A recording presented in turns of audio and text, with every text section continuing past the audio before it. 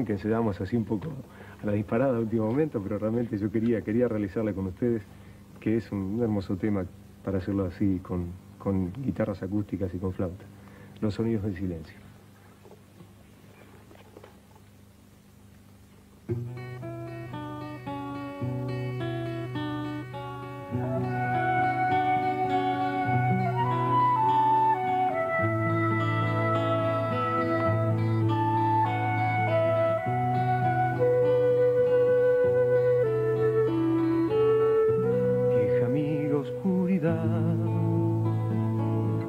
Otra vez quisiera hablar,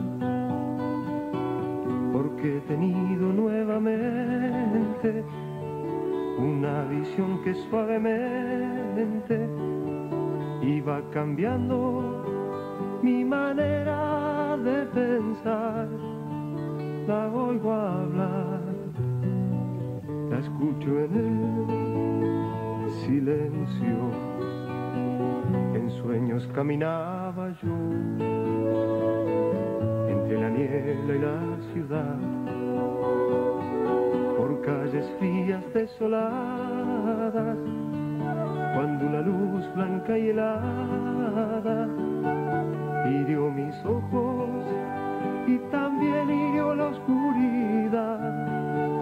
La vi brillar, la veo en el silencio, en la desnuda luz miré,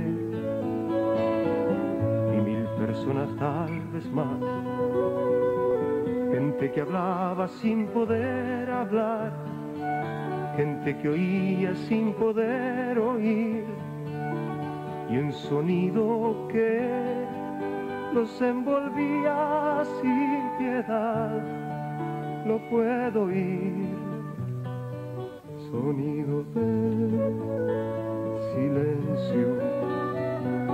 Entonces yo les quise hablar, entonces los quise ayudar,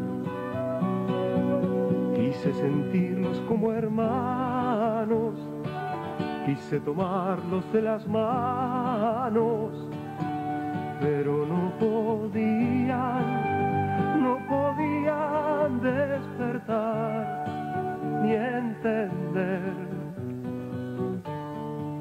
Me hundí en el silencio, se arrodillaban a rezar, aquella luz era su Dios. Yo les grité que despertaran, que la verdad allí no estaba, que los profetas no son luces de neón.